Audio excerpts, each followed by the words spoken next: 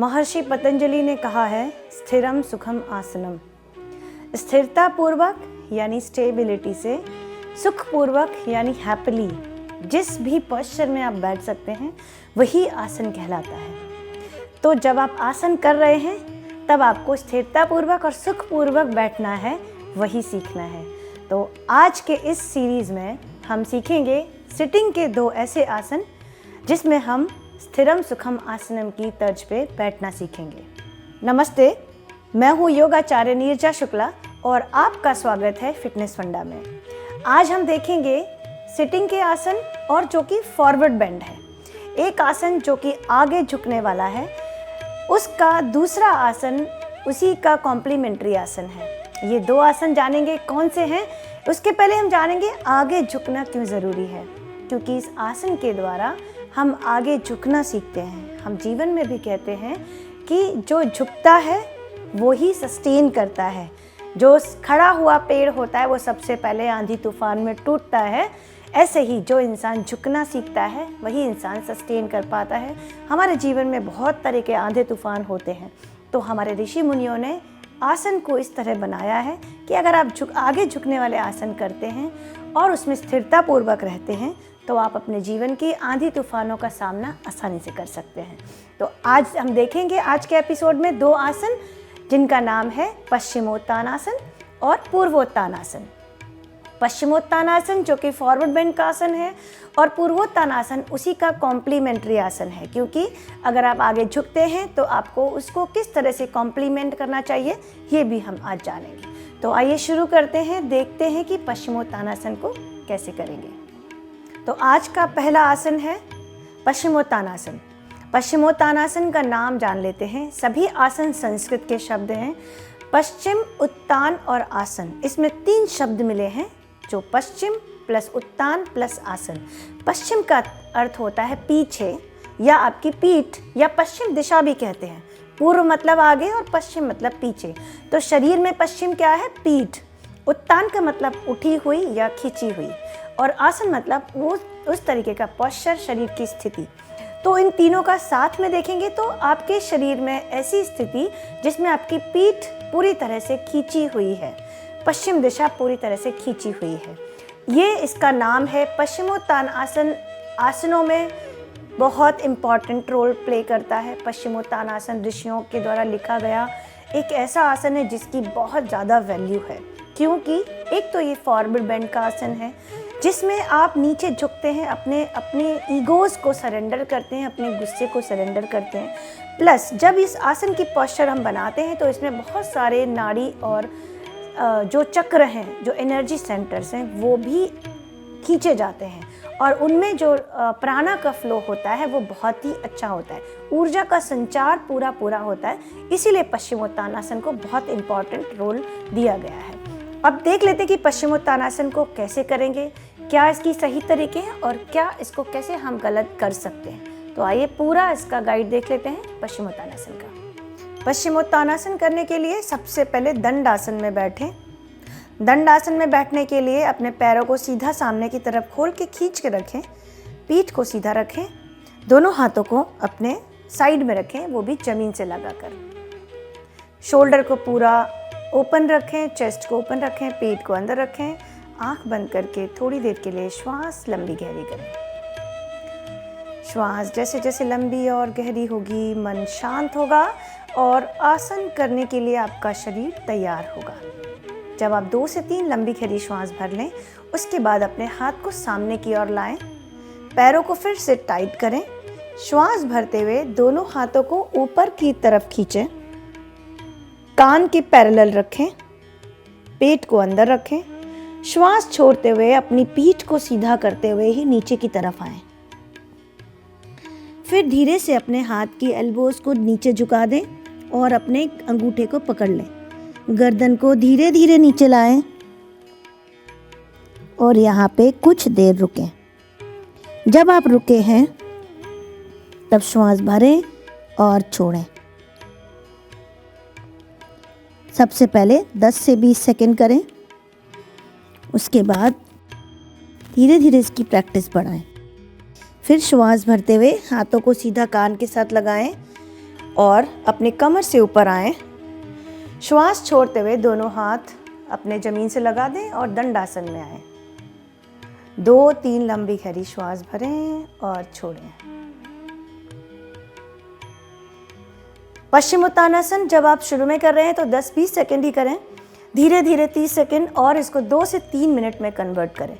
ये जब तक 3 मिनट नहीं करेंगे इसका कोई बेनिफिट नहीं होगा। जैसे मैंने शुरुआत में कहा, स्थिरम सुखम आसनम, अर्थात आपको स्थिरतापूर्वक सुखपूर्वक बैठना है। ये इसका फाइनल पोस्चर है। अब मैं आपको बताती हूँ कि आप क्या गलती कर सकते हैं, और फिर उसके बाद बताती हूँ कि अगर आपके हैमस्ट्रिंग फ्लेक्सिबल नहीं है तो आप किस तरह प्रैक्टिस कर सकते हैं। तो सबसे पहले हम देखेंगे कि क्या गलती कर सकते हैं।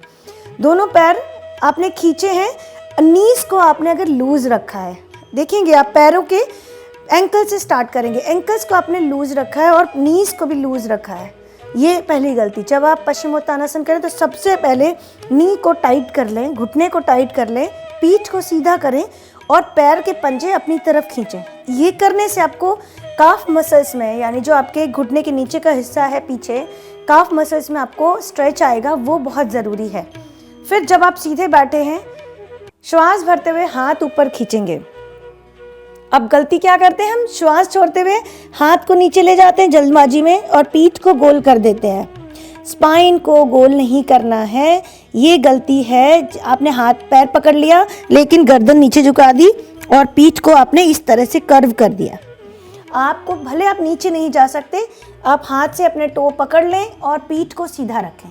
आप यहाँ पहले रुके रहेंगे 1 मिनट 2 मिनट, तो आपका अपने आप आपके जो पैरों में देखेंगे ना खिंचाव आ रहा है। जैसे आप ऐसे स्ट्रेच करेंगे, आपके पैरों में काफ मसल से लेकर और हिप्स तक खिंचाव आएगा और वो फ्लेक्सिबिलिटी बढ़ेगी। तो फ्लेक्सिबल बनाना है तो आपको यहाँ पे रुकना पड़ेगा। फिर धीरे धीरे आपको नीचे प्रेस करना है, लेकिन स्पाइन को सीधा रखते हुए इस तरह यहाँ पे होल्ड करना है। अब दूसरे केस में आपका हाथ यहाँ नहीं पहुँच रहा है तो क्या करें, तभी भी आपको पैर अपना सीधा ही रखना है। आपको पूरा काम आपके पैरों पे करना है। अगर आपके पैर फ्लेक्सिबल हो गए, पैरों में क्या क्या आता है, आपके एंकल्स हैं, काफ मसल्स हैं, नीज हैं, थाइस, इनर थाइस और अपर थाइस हैं, ठीक है, हिप्स हैं। ये पूरा इसके अलग अलग मसल पे जब काम होगा और ये फ्लेक्सिबल होंगे तभी आप नीचे जा सकोगे। कहते हैं फॉरवर्ड बेंडिंग इतना आसान नहीं होता है, तो आपको इस पे काम करना है। पैर सीधे रखने हैं, आप यहाँ तक ही झुक सकते हो। तो आपको श्वास लेना है, हाथ सीधे करने हैं और आपको स्ट्रेंथन करते हुए, इतना ही आ रहा है तो इतना ही आए, धीरे धीरे नीचे आएंगे, धीरे धीरे नीचे आएंगे। लेकिन आपको हाथ पैर पकड़ने के चक्कर में यूं करके गोल नहीं करना है, ये गलती नहीं करनी है। पैरों को लूज़ भी नहीं करना। कितने लोग अपने पैरों को ढीला करके और इस तरह पकड़ने की कोशिश करते हैं, ये भी गलती नहीं करनी है। ये बहुत कॉमन गलतियां हैं जो सब लोग करते हैं। स्टार्टिंग में अगर ये गलती, अगर आपने पैर लूज़ कर दिए तो यहाँ खिंचाव नहीं आएगा, यहाँ खिंचाव नहीं आएगा, तो फ्लेक्सिबिलिटी नहीं बनेगी। और जब तक वो खिंचाव नहीं आएगा, फ्लेक्सिबल नहीं होगी मसल्स, तब तक स्थिरम सुखम आसनम तो होगा ही नहीं, आप आसन भी नहीं कर पाओगे, राइट। तो अब एक बार फिर देखेंगे कि अपनी पीठ को सीधा करें, श्वास भरें, कान से लगाएं, श्वास छोड़ें और स्पाइन को स्ट्रेट करते हुए ही आए। अगर आप यहीं आ सकते तो बस इतना झुकें, पैरों को इस तरह पकड़ सकते तो यहाँ पकड़ें, होल्ड करें थोड़ी देर। अगर डीप ब्रेथ करेंगे ना तो आप अपने आप देखेंगे आपके पैरों के मसल्स रिलैक्स हो रहे हैं और आपका बॉडी फ्लेक्सिबल हो रहा है। फिर धीरे धीरे जब दूसरी बार में अपने हील पकड़ने की कोशिश करें, यहाँ पे थोड़ी देर रुके, लेकिन नीज को लूज ना करें। फिर धीरे से नीचे लाए सिर को। फिर इस तरह से 2-3 जो स्टेप मैंने बताए, यहाँ पे होल्ड करें, यहाँ पे होल्ड करें और फिर ही नीचे लेकर आए। जब ऊपर आए तब गलती ना करें कि आप ऊपर आ जाएं, हाथ नीचे छोड़ दें। श्वास को भरते हुए पूरी पीठ को सीधा करें। एक लास्ट जो गलती जो कॉमन है, आपकी टॉर्सो यानी आपका जो स्पाइन है वो सिर के इस हिस्से से कमर के इस हिस्से तक है। उस स्पाइनल कॉर्ड का जो आखिरी हिस्सा है आपको वहाँ से बेंड करना है, ना कि ऊपर के पार्ट से। ये गलती बहुत कॉमन है जो कि मैक्सिमम लोग करते हैं और इसीलिए उनका फॉरवर्ड बेंड नहीं होता। तो आप अपने स्पाइन को लेंथन करते हुए अपने टॉर्सो के एंड पॉइंट से यानी कि कमर के निचले हिस्से से ही आगे की ओर झुकेंगे। तो ये पश्चिमोत्तानासन करने के लिए यूजुअली गलतियाँ और सही क्या है। तो अब देख लेते हैं पश्चिमोत्तानासन के बेनिफिट्स क्या हैं, क्या फ़ायदे होते हैं। कहते हैं हर एक आसन में एक इतना पोटेंशियल है कि अगर हम सही तरह से करेंगे तो उसके बहुत सारे बेनिफिट्स होते हैं। जब हम पश्चिमोत्तानासन करते हैं तो सबसे पहले नीचे से शुरू करेंगे। पैरों के एंकल स्ट्रेच होते हैं, काफ मसल स्ट्रेच होते हैं, उसके ऊपर आएंगे नी कैप स्ट्रेच होते हैं, थाइज हिप्स स्ट्रेच होता है। तो पैर से नीचे का सारा हिस्सा जो है वो बहुत ज़्यादा स्ट्रांग होता है, फ्लेक्सिबल होता है और उसकी मसल प्रॉपर काम करती है। फिर जब ऊपर आ जाते हैं, हाथों को देखेंगे, जब हाथों को ऊपर खींचते हैं तो शोल्डर मजबूत होते हैं, हाथ पूरे आर्म्स मजबूत होते हैं, बाइसेप्स, ट्राइसेप्स और हाथ की उंगलियों तक पूरा ऊपरी हिस्सा स्ट्रांग होता है। फिर जब हम नीचे झुकते हैं तो हमारा पेट दबता है, तो पेट पूरा, जितने पेट के अंदर जितने भी ऑर्गन हैं उनकी मसाज होती है। चेस्ट ओपन होती है तो रेस्पिरेटरी सिस्टम अच्छा होता है। उसके बाद देखेंगे पीठ का हिस्सा सबसे इम्पॉर्टेंट है, जो कि स्पाइनल कॉर्ड।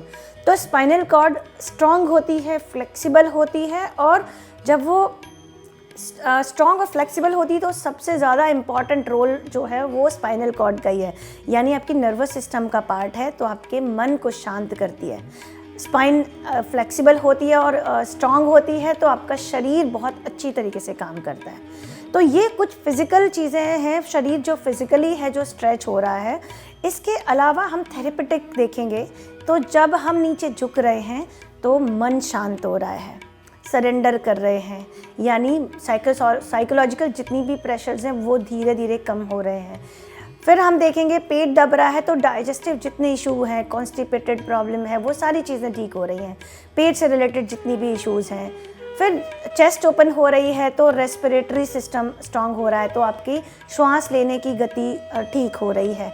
इसके अलावा स्पाइनल कॉर्ड जब ठीक हो रही है तो आपका जो ब्रेन है वो बहुत शार्प हो रहा है और फोकस और कंसंट्रेशन उससे बढ़ता है, यानी आपकी स्टडी अगर बच्चे करते हैं तो उनकी स्टडी में बहुत ही हेल्पफुल रहता है।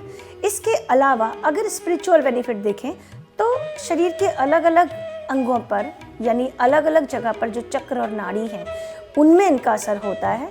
और जब चक्र और नाड़ी एक्टिव होते हैं तो बॉडी के अंदर, जैसे हार्ट चक्र एक्टिव होता है तो आपकी जो फीलिंग्स हैं, इमोशंस हैं, उनको कंट्रोल किया जाता है। जब आपका आज्ञा चक्र एक्टिव होता है तब आपकी नॉलेज के सेंटर को आप एक्टिव करते हो, यानी ब्रेन बहुत अच्छी तरीके से काम करने लगता है। फिर जब आपका एब्डोमेन में मणिपुर चक्र अगर एक्टिव होता है तो डाइजेस्टिव, यानी कि पेट के अंदर की जो एनर्जी, कहते हैं नाभि बहुत इंपॉर्टेंट रोल प्ले करती है शरीर में, तो आपके यहाँ पेट की सारी जितनी एनर्जी सेंटर्स हैं वो ओपन होते हैं और वो एनर्जी फ्लो होता है। यानी जब आप इसको स्थिरम सुखम आसनम के तौर पे, यानी आपने सिर्फ आसन कर लिया और छोड़ दिया तो उसका कोई बेनिफिट इतना ज़्यादा नहीं फील होगा जितने मैं बता रही हूँ। इससे आपकी फ्लेक्सिबिलिटी ज़रूर बढ़ेगी, लेकिन जब आप उसको 2 से 3 मिनट कर पाओगे, शांतिपूर्वक उसको फील करोगे, तो आपके शरीर की ऊर्जा बढ़ेगी, ऊर्जा का प्रवाह बढ़ेगा और आपको पहले से ज़्यादा शरीर सशक्त और मन मजबूत लगेगा। ये इसके कुछ बेनिफिट्स थे। इसके अलावा इसके बहुत सारे और भी बेनिफिट्स हैं, लेकिन हम बेनिफिट से ज़्यादा प्रिकॉशन पे काम करेंगे। प्रिकॉशन क्या? अब ये आसन बहुत ज़्यादा बेसिक आसन नहीं है, इसको हर कोई कर सकता है ऐसा भी नहीं है, बिल्कुल सिंपल है ऐसा भी नहीं है। ये आसन बहुत तरह से दूसरे जो प्रॉब्लम्स होती हैं उसमें नहीं करना चाहिए। तो किसको नहीं करना चाहिए? प्रेग्नेंट वुमेन को बिल्कुल नहीं करना चाहिए। एब्डोमेन में अगर कोई भी इशू है, पेप्टिक अल्सर है या हर्निया है या आपको पेट में कोई भी ऑपरेशन किया है, 6 महीने नहीं हुए हैं अगर आपके ऑपरेशन को, तब भी आप इसका अभ्यास बिल्कुल नहीं कर सकते। आपके अगर हैमस्ट्रिंग लूज नहीं है, टाइट है, तो आपको करने में बड़ी दिक्कत आएगी। तो आप अपने पहले हैमस्ट्रिंग पे काम करें और उसके बाद इस आसन का अभ्यास करें, क्योंकि हैमस्ट्रिंग या आपके जो पैर के मसल्स हैं जिसको कहते हैं साइटिका नर्व होती है, अगर वहाँ कुछ इशू आ जाएगा तो आप फ़ायदे से ज़्यादा नुकसान में आ जाओगे। इसलिए जब आपके हैमस्ट्रिंग लूज़ हों, धीरे धीरे उन पे काम करें, उसके बाद इस आसन का अभ्यास करें। इसके साथ ही आप देखेंगे कि जिनको स्पाइन में कोई भी इंजरी हो, क्योंकि स्पाइन को स्ट्रेच करती है, तो खास ध्यान रखें कि स्पाइन में अगर कोई भी इंजरी है तभी भी इस आसन को बिल्कुल भी ना करें। इसके अलावा सबसे ज़्यादा इम्पॉर्टेंट है कि आपको अगर बैक पेन है तो फॉरवर्ड के आसन नहीं करने चाहिए। आपको डॉक्टर ने कहा है कि बैक पेन है, इसका ट्रीटमेंट चल रहा है, बैक पेन में आपको नीचे झुकने वाले आसन नहीं करने चाहिए कभी भी।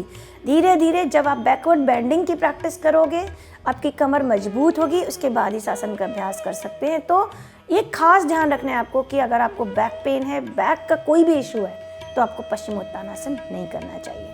इसके अलावा हमेशा मैं एक ही बात कहती हूँ, जब भी आप किसी आसन का अभ्यास करें तो उस आसन को अपने डॉक्टर की सलाह से करें, आपको कोई भी इशू है, और या तो फिर आप किसी योगाचार्य के मार्गदर्शन में करें। तो ये कुछ इसके बेनिफिट्स और प्रिकॉशंस।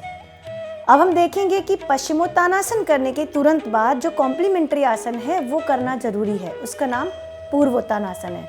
पूर्वोत्तानासन पश्चिमोत्तानासन के साथ ही करना चाहिए, क्योंकि जब आप फॉरवर्ड बेंड करते हैं तो आपको बैकवर्ड बेंड करना भी इक्वली इम्पॉर्टेंट हो जाता है।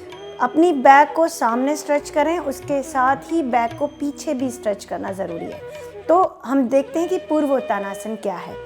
पूर्वोत्तानासन का नाम जान लेते हैं। पूर्व, उत्तान और आसन, इसमें 3 शब्द हैं। पूर्व का मतलब सामने, जैसे हमने पश्चिम देखा, पश्चिम मतलब पीछे, पूर्व का मतलब सामने या पूर्व दिशा।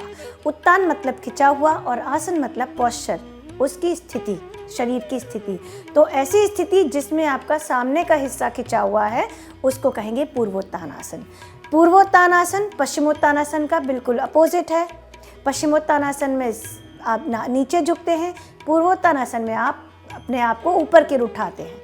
तो पूर्वोत्तानासन पश्चिमोत्तानासन का कॉम्प्लीमेंट्री आसन है, ये फॉरवर्ड बेंडिंग का आसन नहीं है, इसीलिए आज हमने पश्चिमोत्तानासन के साथ लिया है। तो आइए देख लेते हैं पूर्वोत्तानासन को कैसे करेंगे और उसकी क्या स्थिति रहेगी। पूर्वोत्तानासन करने के लिए हम फिर से, ये सिटिंग का पोस्चर है, इसीलिए सिटिंग का पोस्चर स्टार्ट करने के बाद दंडासन में बैठेंगे। तो सबसे पहले दंडासन, यानी आपके पैरों के एंकल खिंचे हुए और पैरों की थाइस तक पूरे पैर खींच रखें, पेट को अंदर, चेस्ट को ओपन, हाथों को ज़मीन से लगाएं और आंखों को बंद करके 2-3 लंबी गहरी श्वास भरें। शरीर को पूरी तरह आरामदायक स्थिति में ले आएं, और जब शरीर एकदम रिलैक्स हो जाए, आराम में आ जाए, उसके बाद पूर्वोत्तानासन के लिए तैयार हों। दोनों हाथों को पीछे ले जाएंगे। ध्यान रखें कि जो दोनों हाथ हैं उसकी पोस्चर इस तरह नहीं, इस तरह हो।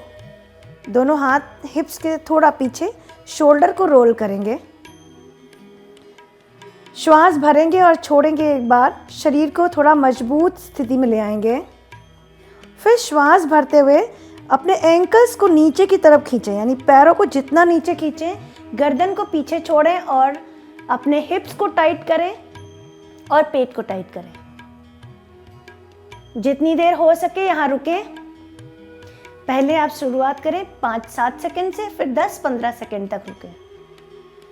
फिर धीरे से श्वास छोड़ते हुए पहले अपनी कमर को नीचे लाएं, हिप्स को टच करें, पैरों को अपनी स्थिति में लाएं, हाथों को अपनी स्थिति में लाएं, कमर को सीधा करें और अपने हाथ को घुटने पे रख के 2-3 लंबी गहरी श्वास भरें।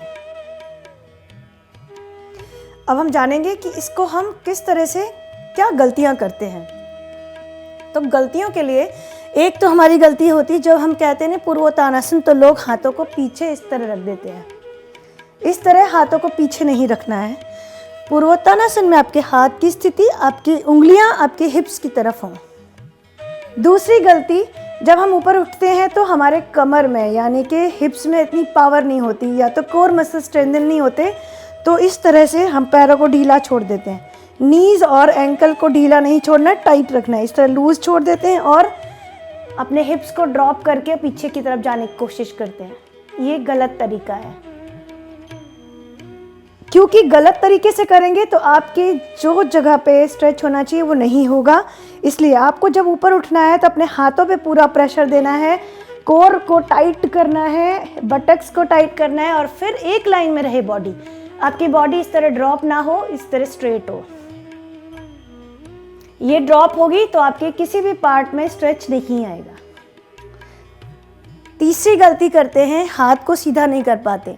जब आपके हाथों में स्ट्रेंथ नहीं होती है तभी भी आप पूर्वोत्तानासन नहीं कर सकते। तो आप उठते हैं लेकिन हाथ आपके बेंड हो जाते हैं। आपकी देखिए हिप ड्रॉप है, पैर भी कहीं कहीं जा रहे हैं और हाथ बेंड है, तो ये भी ना करें। आप ध्यान रखें, जब आप पश्चिमोत्तानासन कर रहे हैं उसके अगेंस्ट में पूर्वोत्तानासन कर रहे हैं तो स्टार्टिंग में आपसे नहीं होगा। पूर्वोत्तानासन करने के लिए आपके हाथों की जो मसल्स हैं यानी आपके रिस्ट हैं उसमें कलाइयों में बहुत ताकत होनी चाहिए। आपकी कोर मसल्स यानी कोर मसल्स का पार्ट होता है जो वो होता है आपके कमर का आगे का और पीछे का हिस्सा। ज़्यादातर वुमेन की कोर वीक होती है। कोर मसल्स जब तक स्ट्रॉन्ग नहीं होंगे आपका बॉडी ऊपर नहीं उठेगा। तो क्या करें, पूर्वोत्तानासन सीखें प्रॉपर तरीके से। पहले अपनी कलाइयों को मजबूत करें। कलाइयों की जो सूक्ष्म व्यायाम वगैरह होता है, उसके जो रिस्ट रोटेशन होते हैं, इससे बहुत सारे प्रैक्टिसेस होते हैं, आपकी कलाइयों को मजबूत करें, कंधों को मजबूत करें। दूसरे बहुत सारे आसन हैं, प्रैक्टिसेस हैं उससे।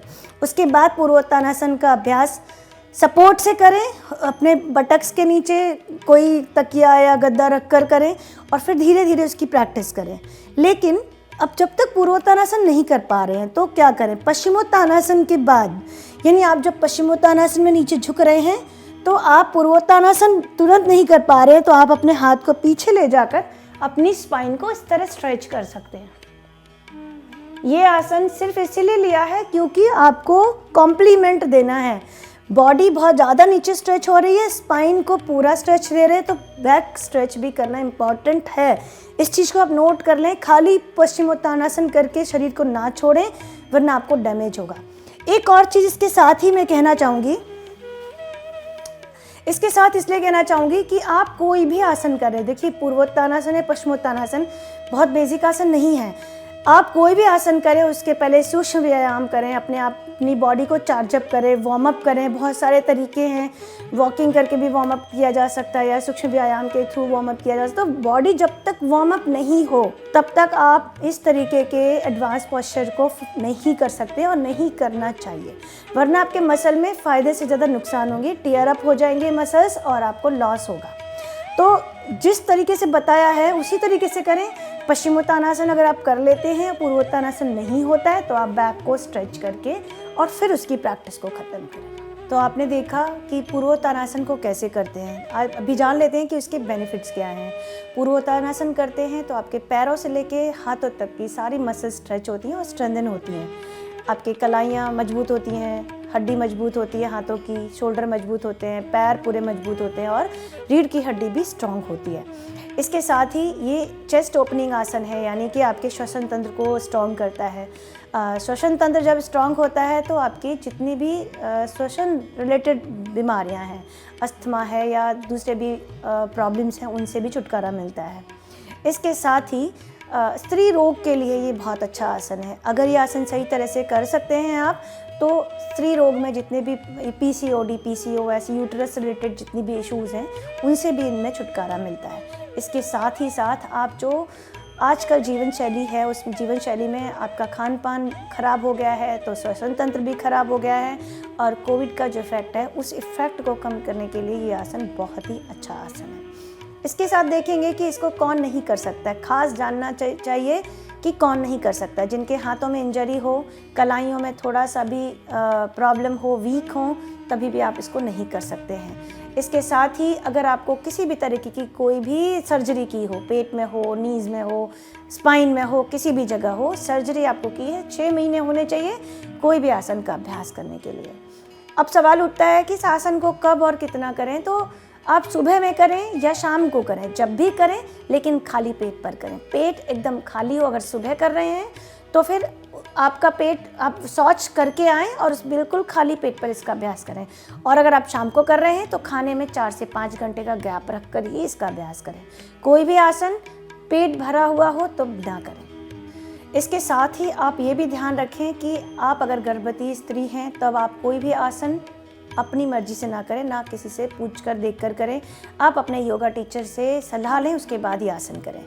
इसके साथ ही आप कोई भी किसी भी तरह के रोग से पीड़ित हैं, कोई भी प्रॉब्लम है, आप अपने डॉक्टर की सलाह लें, योग टीचर से पूछें, उसके बाद ही इन आसनों का अभ्यास करें। तो आज हमने देखे पूर्वोत्तानासन और पश्चिमोत्तानासन, 2 आसन, 2 ऐसे आसन कि एक फॉरवर्ड बेंड और एक बैकवर्ड बेंड का।